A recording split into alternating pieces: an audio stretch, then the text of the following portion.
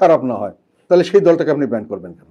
খারাপ কাজের, আওয়ামী লীগের খারাপ কাজের তো আমরা প্রশংসা করছি না, আওয়ামী লীগের খারাপ কাজের আমরা সমর্থন করছি না, কিন্তু আওয়ামী লীগের একটা ভালো লোক যদি তারা নিতে পারে দলে, আর আওয়ামী লীগের সেই ভালো লোক যদি আমার দলে আসতে চায় বা আমার দলে ভোট দিতে চায়, আমি বাধা দেবো কেন? আমি দুটো দলের থেকেই দেখলাম। একটা দল হলো দেখে বিএনপির থেকে একজন নেতা, সিনিয়র নেতা, উনি বলেছেন যে যারা আওয়ামী লীগ থেকে বিশুদ্ধ লোক আসবে আমরা তাদের নিব। আবার মোস্ট প্রবলি এনসিপি বা কোনো একটা দলের থেকে ওখানে বলা হচ্ছে যে অনেক লোক আওয়ামী লীগের লোক তারা ওখানে জয়েন করছেন, এরকম একটা দেখলাম। সত্য মিথ্যা আমি জানি না। তার মানে ওনারা যেটা বলতে চাচ্ছেন যে সব আওয়ামী লীগের লোক খারাপ নয়, তাদের মধ্যে ভালো লোকও আছে, তারা বলছেন, মানে বিএনপির যে বলেছেন বা এনসিপির যে বলেছেন।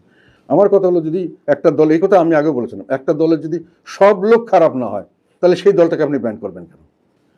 যদি সব লোক খারাপ না হয়, কিছু গুটি কয়েক লোক হয় তাকে আপনি, বেশিরভাগ লোক হয় তাদেরকে আপনি শাস্তি দেন, কিন্তু দল তো আর হাত পা নাই, দলের তো লোক সংখ্যা, লোকজনই তো করে যে খারাপ কাজ। তো আপনি যদি তাকে খারাপ, দলই খারাপ, তাহলে তো সব লোকই খারাপ আপনি বলছেন।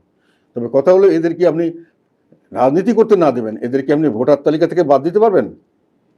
তো ভোটার তালিকা থেকে যদি বাদ না দিতে পারেন তাহলে ওরা অন্য কোনো দলে যাবে বা অন্য কোনো দলে ভোট দিবে, এটাকে আপনি কিভাবে ঠেকাবেন বা ঠেকাবেন কেন? প্রশ্ন হলো সেখানে ডেফিনেটলি তখন তাদের চয়েস মতো তারা ইলেকশনে ভোট দেবে, এবং সেখানে তারা আমাদেরকে যদি দেয় তো অন্যায় কিছু আমি দেখি না। কারণ আমরা তো সবসময় সত্যের পথে কাজ করছি, আমরা তো জনগণের পক্ষে কথা বলছি। আমরা তো খারাপ কাজের, আওয়ামী লীগের খারাপ কাজের তো আমরা প্রশংসা করছি না, আওয়ামী লীগের খারাপ কাজের আমরা সমর্থন করছি না, কিন্তু আওয়ামী লীগের একটা ভালো লোক যদি তারা নিতে পারে দলে, আর আওয়ামী লীগের সেই ভালো লোক যদি আমার দলে আসতে চায় বা আমার দলে ভোট দিতে চায়, আমি বাধা দেবো কেন?